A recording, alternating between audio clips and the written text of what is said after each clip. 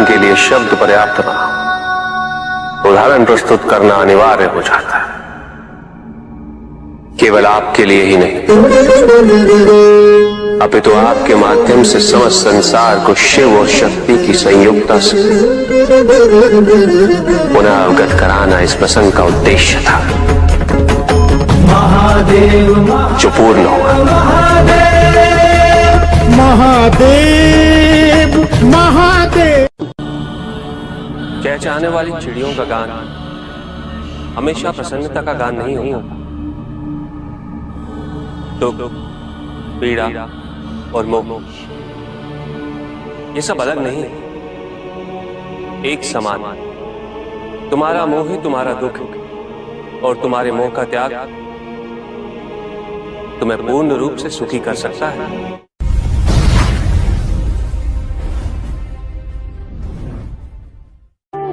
पूजित का साक्षात सामने होना मन को भटकने नहीं देता,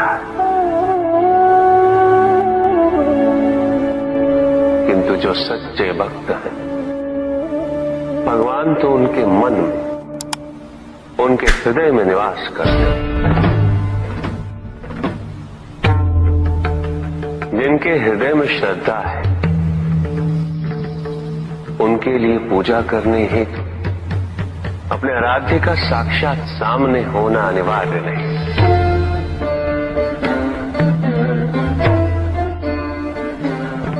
वो तो अपने मन के नेत्रों से प्रतिपल उनके दर्शन पा रहे हैं।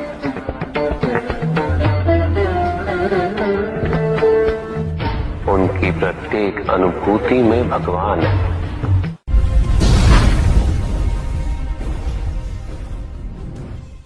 सत्य तो शाश्वत है, सत्य ही संसार में संतुष्टि और सुख का माध्यम है। जो सत्य से विमुख हो वो सदैव दुखी रहता है। जिसने भ्रम का मार्ग अपना वो आजीवन ढूंढता रहता है, किंतु विडंबना यही कि उसे ये ज्ञात ही नहीं कि वो ढूंढ क्या रहा है। सत्य तो यही कि तुम एक दैव्य अंश हो।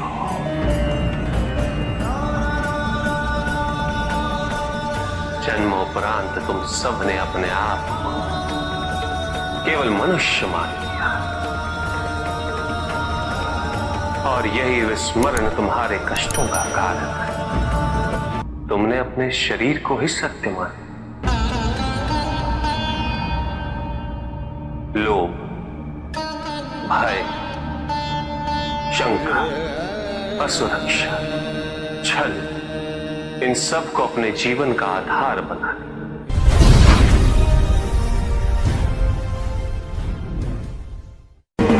महाशिवरात्रि का व्रत विशेष फलों को प्रदान करने वाला है।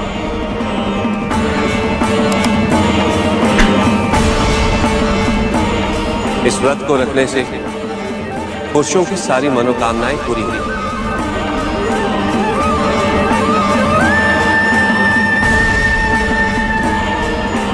सुहागन स्त्रियों का सुहाग हमेशा बना रहेगा और तुम्हारी लड़कियों को मनचाहा वर मिलेंगे।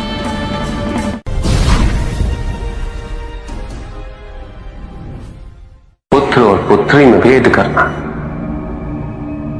उचित नहीं, किंतु तब भी कुछ व्यक्ति ऐसी मूर्खता कर बैठते क्योंकि वो कन्या की महिमा से अपरिचित है, क्योंकि वो ये समझ ही नहीं पाते कि कन्या का सम्मान करना प्रत्येक व्यक्ति का धर्म है, क्योंकि कन्या जीवनदायिनी है, वो जननी है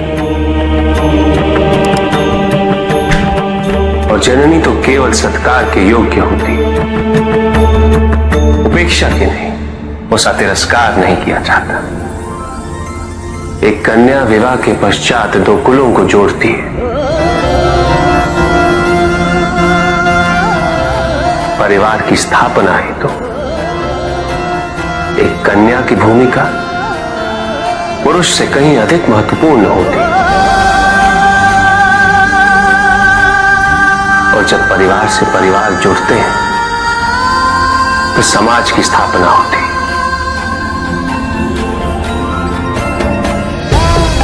पुत्री को परिवार में, समाज में वही स्थान मिलना चाहिए, वही अधिकार प्राप्त होना चाहिए जो एक पुत्र को प्राप्त होते हैं।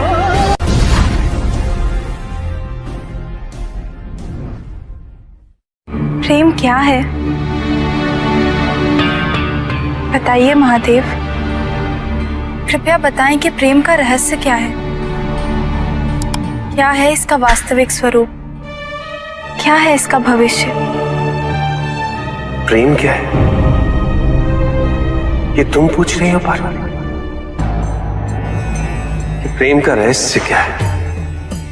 प्रेम का स्वरूप क्या है? तुमने ही प्रेम के अनेकों रूप उजागर किए हैं पार्वती। तुमसे ही प्रेम की विभिन्न अनुभूतियां हुई। तुम्हारे प्रश्न में ही तुम्हारा उत्तर नहीं थे। क्या इन विभिन्न अनुभूतियों की अभिव्यक्ति संभव है?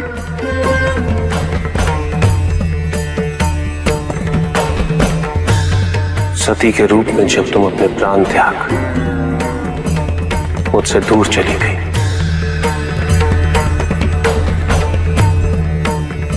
मेरा जीवन, मेरा संसार, मेरा दायित्व सब निरर्थक और निराधार हो गया। मेरे नेत्रों से अश्रुओं की धाराएं बहने लगी। अपने से दूर कर तुमने मुझे मुझसे भी दूर कर दिया पार्वती।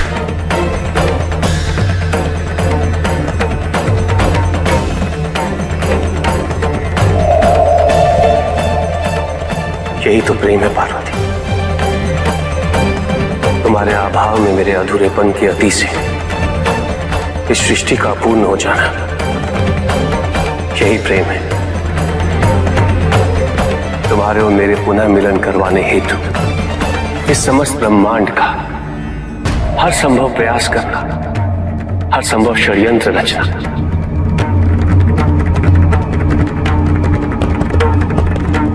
इसका कारण हमारा असीम प्रेमी तो है। तुम्हारा पार्वती के रूप में पुनः जन्म लेकर मेरे एकाकीपन और मुझे मेरे वैराग्य से बाहर निकलने के लिए विवश करना और मेरा विवश हो जाना, ये प्रेमी तो है।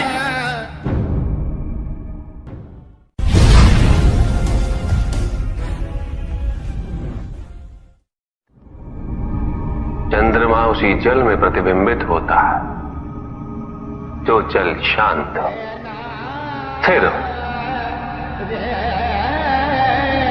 यही तो समस्या होती है मन की।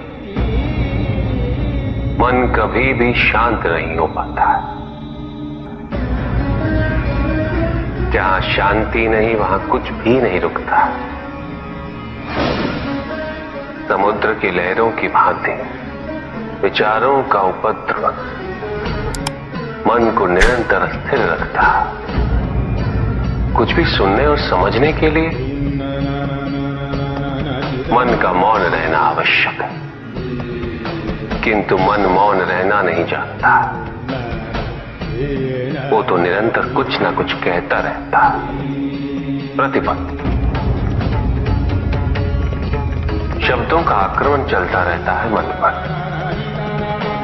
और यही आक्रमण है जिसके कारण व्यक्ति कभी भी शब्दों के परे नहीं जा पाता। जहां जीवन की सत्यता का बोध उसकी प्रतीक्षा कर रहा होता है।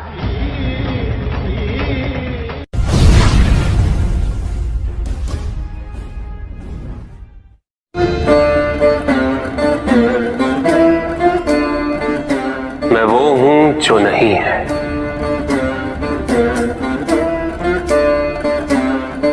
जो नहीं है वो मैं हूं।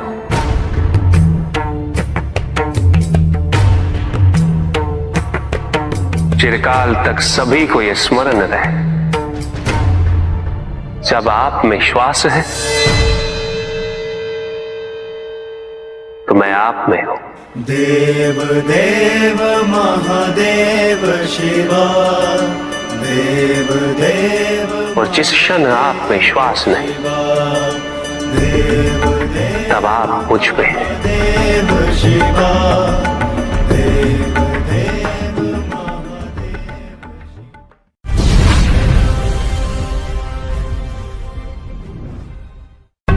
सत्य को जानने के लिए वन में जाना अनिवार्य नहीं है।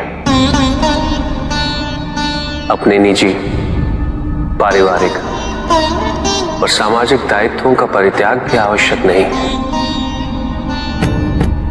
सत्य तो सदैव हमारे साथ है, हमारे सामने है, किंतु हम स्वयं धीरे धीरे उस पे अपने क्रोध, अपने अहम, भय, विचार और महत्वाकांक्षाओं जैसे कई आवरण चढ़ा देते हैं। सत्य हमसे नहीं, हम स्वयं सत्य से दूर हो जाते हैं।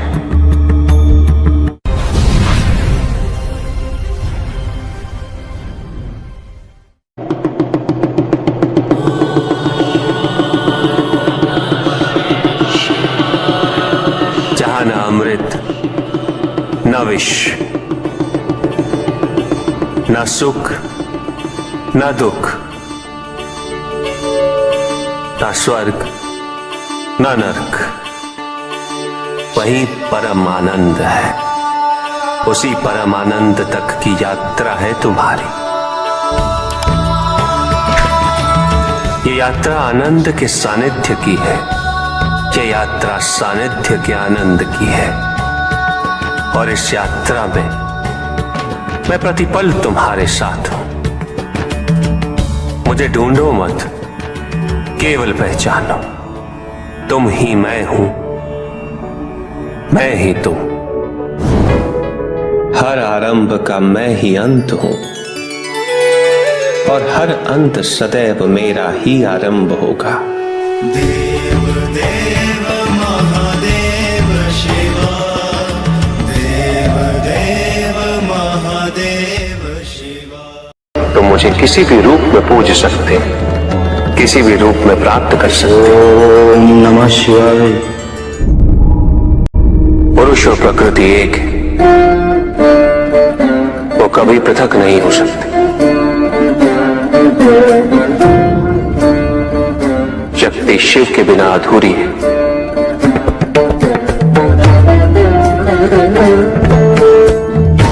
और शिव तो शक्ति के बिना शव के समान है। शिव शक्ति पुरुष प्रकृति का संतुलन सदैव अनर्थकारी सिद्ध होगा। शरीर में यदि स्त्री तत्वों की ऊर्जा नहीं तो शरीर निर्जीव है।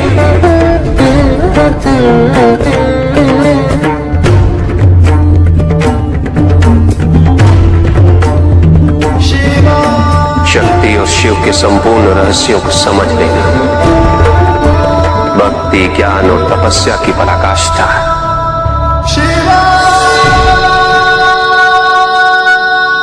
जब ज्ञान के लिए शब्द पर्याप्त ना, उदाहरण प्रस्तुत करना अनिवार्य हो जाता है।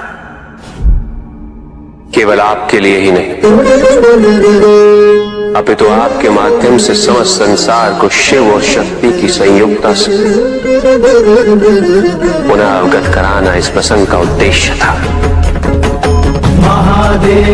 जो पूर्ण हुआ। महादेव महादेव।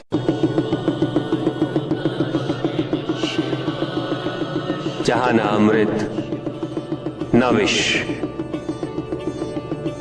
न सुख, न दुख, न स्वर्ग, न नरक, वही परम आनंद है। उसी परम आनंद तक की यात्रा है तुम्हारी। ये यात्रा आनंद के सानिध्य की है, ये यात्रा सानिध्य के आनंद की है। और इस यात्रा में मैं प्रतिपल तुम्हारे साथ हूं। मुझे ढूंढो मत, केवल पहचानो, तुम ही मैं हूं, मैं ही तुम। हर आरंभ का मैं ही अंत हूं और हर अंत सदैव मेरा ही आरंभ होगा। देव देव महादेव शिवा। पंडित महोदय को अपने अंतिम उत्तर का तात्पर्य बताओ।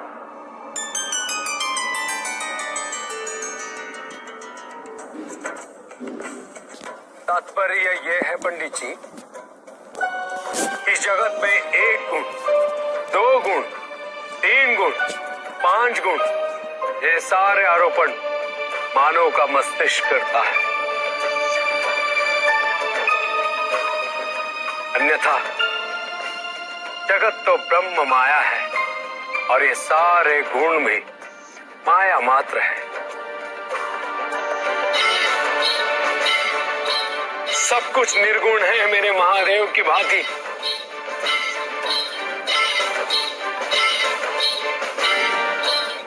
और गुण तो मात्र लीला का नाम है।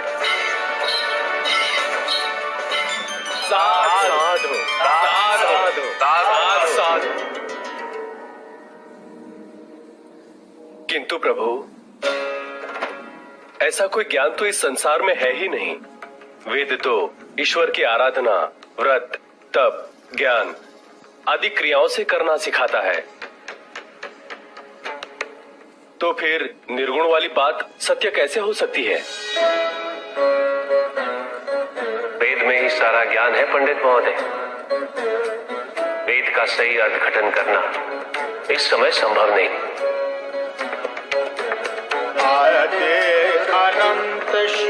प्रजापिता ने वेद के मंत्र दी ताकि मनुष्य मात्र अपने गुणों के माध्यम से निर्गुण तक पहुंच सके।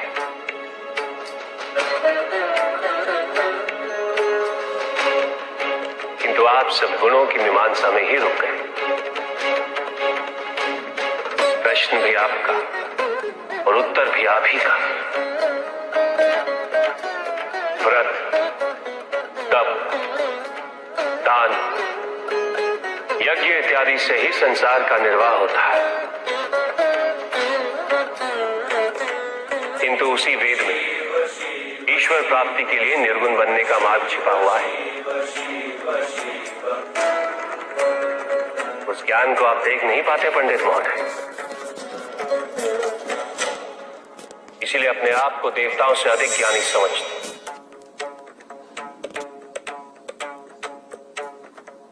पंडित महोदय, ज्ञान का भ्रम अज्ञानता का प्रथम लक्षण है। इस प्रकार भरे हुए पात्र में कुछ नहीं समा था, उसी प्रकार ज्ञान के अहंकार से भरे मन में अधिक ज्ञान नहीं समा था। जिस मन पर शब्दों का आक्रमण हो, वो मन तो निरंतर एक खोज में खोया रहता है। कभी शास्त्रों में, कभी पर्वतों पर, कभी समुद्र के किनारे, तो कभी तीर्थ स्थलों पर, कभी मंदिरों में, कभी वन में। किंतु जो वो खोज रहा होता है वो कभी मिलता नहीं, क्योंकि मन तो अभी भी स्थिर नहीं। वो व्यक्ति जहां भी रहे पुत्र, जहां भी जाए और जहां भी खोजे। तुमने भी सदैव शब्दों पर ध्यान दिया है कार्तिक, भले ही वो मेरे शब्द हो या किसी और की। तुम्हारी प्रतिक्रिया तो उन शब्दों पर ही आती,